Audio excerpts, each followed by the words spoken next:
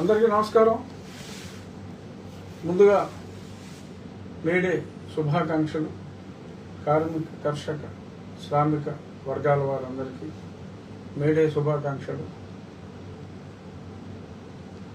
ఈరోజు బుద్ధ పౌర్ణిమ పర్వదినం 563 BCE అనగా క్రీస్తు పూర్వం 563లో సిద్ధార్థునిగా గౌతమ బుద్ధుడు ఈ భూమి మీద జన్మించిన రోజు. అలాగే ఈ వైశాఖ పౌర్ణమి విశేషం ఏమిటంటే, సిద్ధార్థుడు గౌతమ బుద్ధునిగా మరి బోధి చెట్టు కింద జ్ఞానోదయం బోధ్గయగా పేరొందిన ఆ ప్రాంతంలో దాన్ని నిర్వాణం అంటారు. జ్ఞానోదయం పొందిన రోజు. అలాగే అదే వైశాఖ పౌర్ణమి రోజు గౌతమ బుద్ధుడు తన 80వ ఏట కుషీనగర్, ఉత్తరప్రదేశ్లో కుషీనగర్లో ఆయన భౌతిక దేహాన్ని త్యజించిన రోజు. ఈ మూడు కూడా ఆయన జీవితంలోని 3 ఘట్టాలు ఇదే రోజు, ఈ వైశాఖ ఈ పౌర్ణమి రోజు రావటం. ఈరోజు రాత్రి 9 గంటలకి వైశాఖ తిథి ప్రారంభమవుతుంది. ఈ సందర్భంగా మహానుభావుడు గౌతమ బుద్ధుని స్మరించుకుంటూ ఇక మన విషయానికి వచ్చేద్దాం. మీడియా మిత్రులారా, మన విషయానికి, మన ఆకివీడులోని రామాలయానికి వచ్చేద్దాం. ఆకివీడు రామాలయం క్రోనలాజికల్ ఆర్డర్లో మరి ఇప్పుడు షేప్కి వచ్చింది కాబట్టి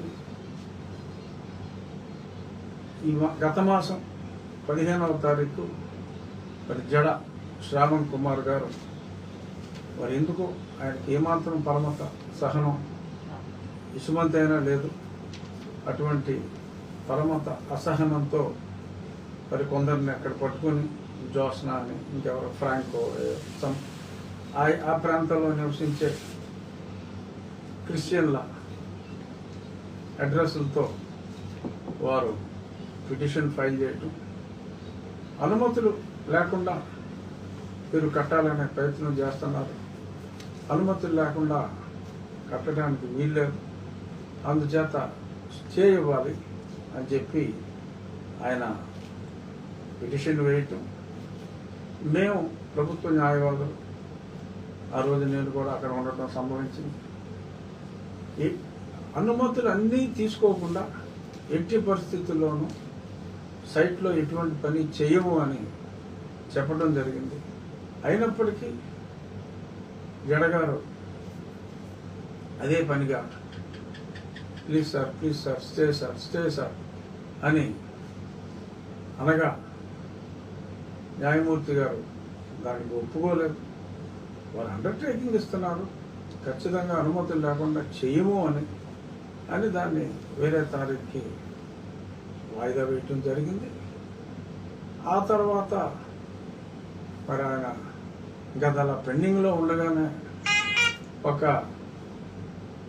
కంటెంప్ట్ పిటిషన్, అర్థం లేని ఒక కంటెంప్ట్ పిటిషన్ 2009లో సుప్రీంకోర్టు ఒక ఆర్డర్ ఇచ్చింది.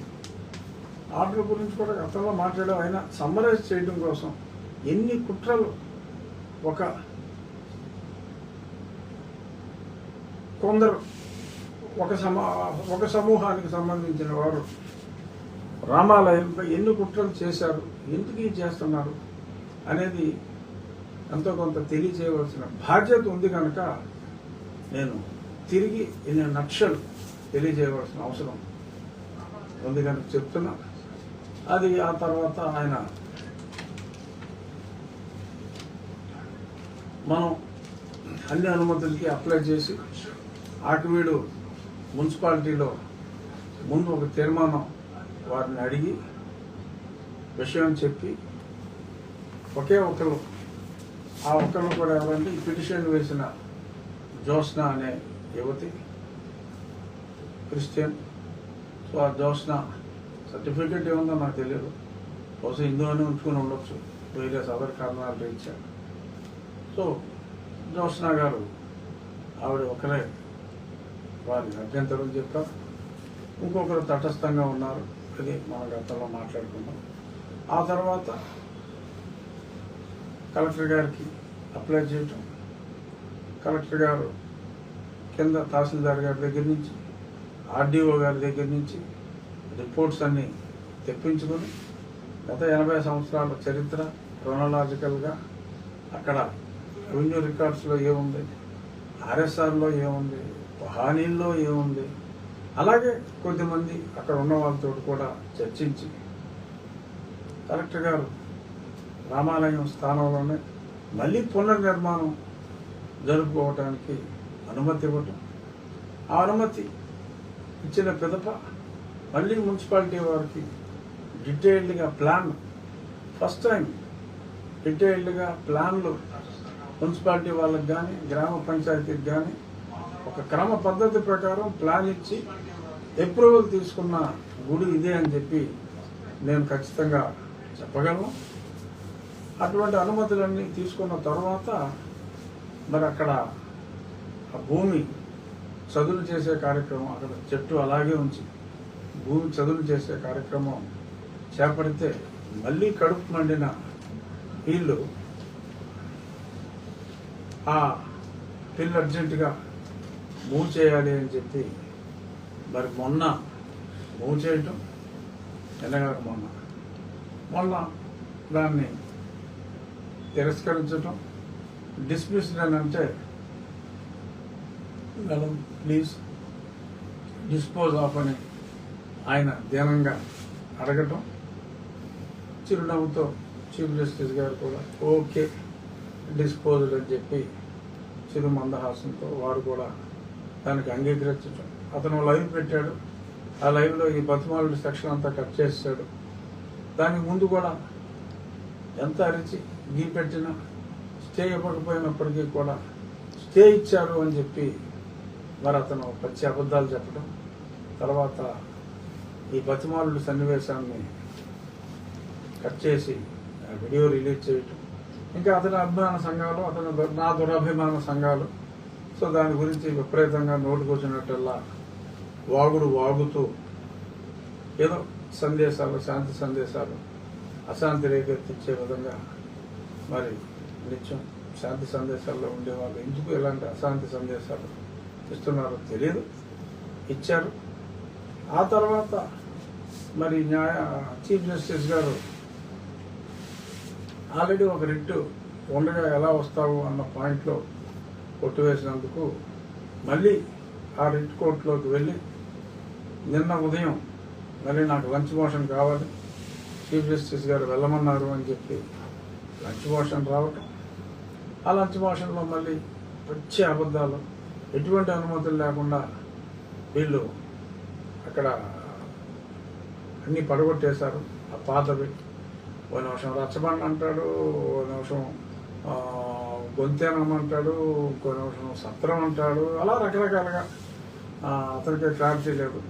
ఏదో నోటుకు వచ్చినట్టు మరి వారి వాదన పటిమని అక్కడ ప్రదర్శించారు. మా తరపున సీనియర్ న్యాయవాది వైవి రవిప్రసాద్ గారు, ఆయన శ్రీరామ భక్తులు, వారు మొత్తం అనుమతులన్నీ చదివి వినిపించి అనుమతి ప్రతులన్నీ కూడా మున్సిపాలిటీ క్లియరెన్స్లు, కలెక్టర్ గారి అనుమతులు అన్నీ కూడా అక్కడ సబ్మిట్ చేశారు. ఇంకా విధి లేని పరిస్థితుల్లో ఆయన అలా అయితే ముందు అనుమతులు లేకుండా చేయడానికి వెళ్ళారన్నమాట. ఆ తర్వాత అనుమతులు ఇవ్వకూడదన్నాడు. సరే పట్టించుకోవాలా, అనుమతులు ఇచ్చారు, అతన్ని ఎవరు పట్టించుకుంటాడు? అతను ఇవ్వద్దంటే మానేస్తారా? చంద్రబాబు గారిని 5 కోట్లు అడిగాడంట నా కాన్స్టిట్యున్సీకి, ఇప్పుడు ఆయనే చెప్పాడు అది ఇవ్వలేదని చెప్పి ఆయన ఓన్ స్టేట్మెంట్ ఉంది. సరే ఇప్పుడు అది ప్రస్తుతానికి అప్రస్తుతం, ఏదైనప్పటికీ మరి అది కాదంటాం.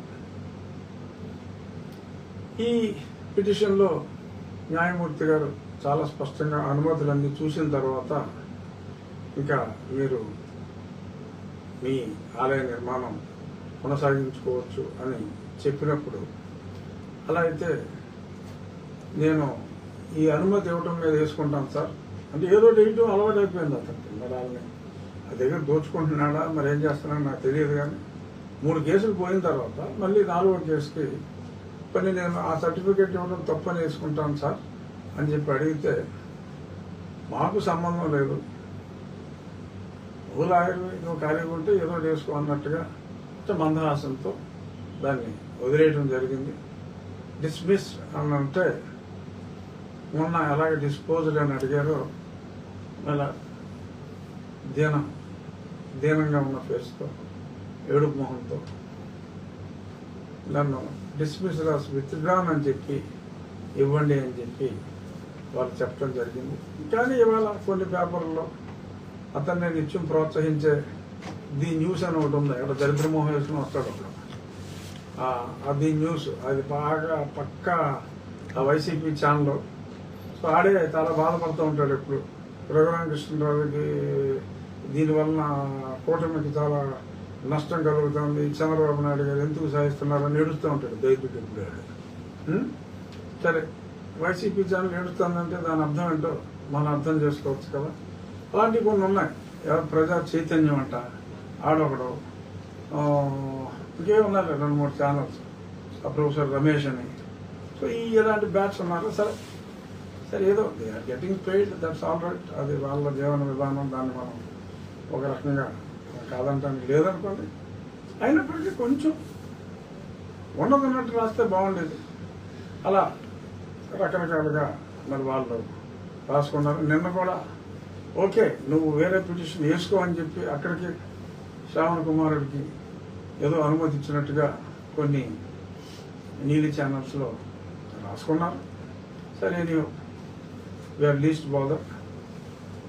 మనం ఎల్లుండి ఉదయం చక్కగా శంకుస్థాపన కార్యక్రమం చేసుకోబోతున్నాం. సోమవారం నాడు ఏమన్నా వేసుకుంటాడు, దానివల్ల ఏం ఫరక్ పడదు. మనకు వచ్చిన నష్టం ఏమాత్రం లేదు. నిన్ననే ఫస్ట్ ట్రక్ కృష్ణశిల డౌన్లోడ్ అయింది. రాబోయే 30-40 రోజుల్లో ఇంకొక 20 ట్రక్ లోడ్లు మెటీరియల్ వస్తుంది. ఆ తర్వాత క్రేన్ సహాయంతో త్వరితగతిన నిర్మాణం, చిన్న స్థలం అయినప్పటికీ కూడా అద్భుతమైన శిల్పకళ ఉట్టిపడే విధంగా ప్రముఖ స్థపతి శివనాగిరెడ్డి గారు, వారి అసిస్టెంట్ సుధాకర్ సింగ్ గారు, వారి సమిష్టి నాయకత్వంలో చక్కటి దేవాలయ నిర్మాణం నిర్విఘ్నంగా జరుగుతుంది. గతంలో కూడా చెప్పా, మరి విశ్వామిత్రుల వారు తపస్సు చేస్తూ ఉంటే మరి కొంతమంది రాక్షసులు ఆ తపోభంగం చేయడానికి పూనుకున్నప్పుడు ఎలా అయితే మరి శ్రీరాముడు అప్పుడు డైరెక్ట్గా వచ్చి ఆ తపోభంగం నుంచి ఆ యాగం జరిగేలాగా చేశారు. మరి ఈ కలియుగంలో శ్రీరాముడు ప్రత్యక్షంగా రాలేనప్పటికీ మంచి న్యాయవాదుల రూపంలో శ్రావణ కుమారుల్ని కోర్టుల్లో ఎదుర్కొని మనకి అలాంటి ఏంటది శంకుస్థాపన అది దానికి ఎటువంటి ఇబ్బంది లేకుండా మరి మన న్యాయవాదులు కాపాడారు. న్యాయమూర్తులు సరైన న్యాయం చేశారు. ఇక ఇప్పుడు మరి ఇంకా మరి వాళ్ళు విసుగు చెంది ఆపుతారో లేదో చూద్దాం. రాజమండ్రి కుమారుడు ఏదో మాట్లాడాడు, వారికి జ్ఞానం బహు తక్కువ. సో అజ్ఞాత వారి అజ్ఞానంతో ఏదేదో మాట్లాడారు. శ్రావణ కుమారులు, హర్ష కుమారులు ఇత్యాది కుమారులు ఇంకా కొంచెం గొనుగుతూనే ఉన్నప్పటికీ మీ గొనుగుడు, మీ ఏడుపులే మేము వేద మంత్రాలుగా, ఆశీర్వచనాలుగా భావిస్తాము ఓ నీలి కుమారులారా, మీ ఏడుపులు, మీ పెడబొబ్బలు మేము ఆశీర్వాదములుగా భావించదమని మీకు సవినయంగా తెలియచేస్తూ మరింతటితో మీరు విశ్రమిస్తే సంతోషం, విశ్రమించకపోయినా ఓకే, నో ప్రాబ్లం అని తెలియజేస్తూ భక్తులందరికీ అంటే నేను ప్రత్యేకంగా ఇన్విటేషన్ లాగా వేసి ఒక్కొక్కరికి సమయం తక్కువ కాబట్టి తెరవలేకపోతున్నాను. అనువుగా ఉన్నవాళ్ళు, వీలు చేసుకుని రాగలిగిన వాళ్ళు ఎల్లుండు మే 3 ఉదయం 7:14 ముహూర్తం. దగ్గరలో ఉన్నవాళ్ళు, వీలైన వాళ్ళు, వీలు చేసుకుని రాగలిగిన వాళ్ళు వచ్చి ఈ చక్కటి కార్యక్రమాల్లో పాల్గొవాలి. అలాగే మరొక్కసారి ఎన్నో వేల మంది వారి వంతు సహాయంతోనే, ఇది ఏ ఒక్కడి డబ్బుతో కట్టే దేవాలయం కాదు. ప్రజలందరూ రాష్ట్ర వ్యాప్తంగా, దేశవ్యాప్తంగా, ప్రపంచవ్యాప్తంగా ఉన్న తెలుగువారు వారి వారి స్థాయి కన్నా తక్కువగానే, ఎందుకంటే ఎన్నో లక్షలు ఇచ్చేవారు ఉన్నారు, అయినా 10,000 మనం లిమిట్గా పెట్టుకుని మనం ఈ రామాలయం అనే ఈ యజ్ఞాన్ని తలపెట్టాం. ఒక చక్కటి షేప్కి వచ్చింది. ఈ క్లియరెన్స్లన్నీ ఇచ్చిన కలెక్టరేట్, ఇతర మున్సిపల్, ఇతర డిపార్ట్మెంట్ వారందరికీ కూడా గతంలో కూడా మనం ధన్యవాదాలు తెలియజేశాం. మళ్ళీ మరొకసారి ధన్యవాదాలు తెలియజేస్తున్నా. ఇంకా ఈ సందర్భంగా ఏమైనా ప్రశ్నలు ఉంటాయి? 1 మంది ఉన్నాం మేము. మీరు మమ్మల్ని ఎలా ఫేస్ చేస్తారని వాళ్ళు గట్టిగా డిమాండ్ చేస్తున్నారండి. మా 1 ఓట్లు ఉన్నాయి.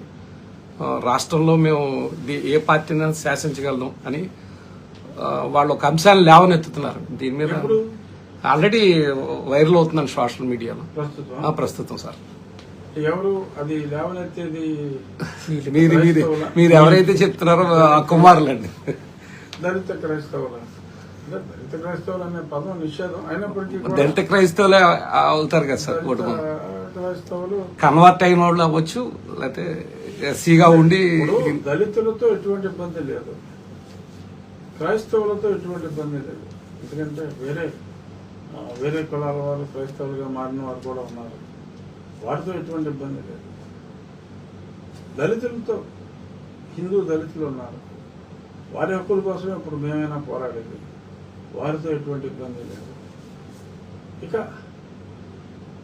రాజ్యాంగంలో లేని పదం, రాజ్యాంగంలో నిషేధిత పదం అంటే చెప్పుకోవచ్చు, బట్ ఎటువంటి దళిత హక్కులు ఉండవు అని చెప్పి రాజ్యాంగంలో స్పష్టంగా చెప్పింది దళిత క్రైస్తవులు. సో ఆ దళిత క్రైస్తవులు ఉండొచ్చు. నేనే చెప్తున్నాను కదా, ఒక 18% రికార్డులో 1.8% ఉన్నప్పటికీ 10 రెట్లు ఎక్కువగా అంటే దళిత క్రైస్తవులు అయితే 18% ఉంటారు. క్రైస్తవులు 24 ఉండొచ్చు, బట్ దళిత క్రైస్తవులు 18% ఉండొచ్చు. అనగా ఆ 18 మంది ఛాలెంజ్ అని తర్వాత అప్పుడు ఎప్పుడో దొంగల సినిమా వచ్చింది, చిక్కలు అంటాడు మోహన్ బాబు గారు. దానికి ముందు సినిమా వచ్చింది భలే దొంగలు, ఊరు మందే తోసేయి, గుర్తుందా? మోహన్ బాబు ఊరు మందే తోసేయి. అలాంటి డైలాగులు మీరు చెప్తే మనం నవ్వి ఊరుకోవటమే. ఎందుకంటే మరి వారు చెప్పిన కోటి సంఖ్య ఏదో 25-30% పెంచి చెప్పుకున్నారు. సరే, చెప్పుకున్నప్పటికీ మరి అలా పెంచకుండా, ఆ 30% పెంచకుండా మరి చెప్పాలి అంటే ఇంకొక 5 కోట్లు ఉంటారు.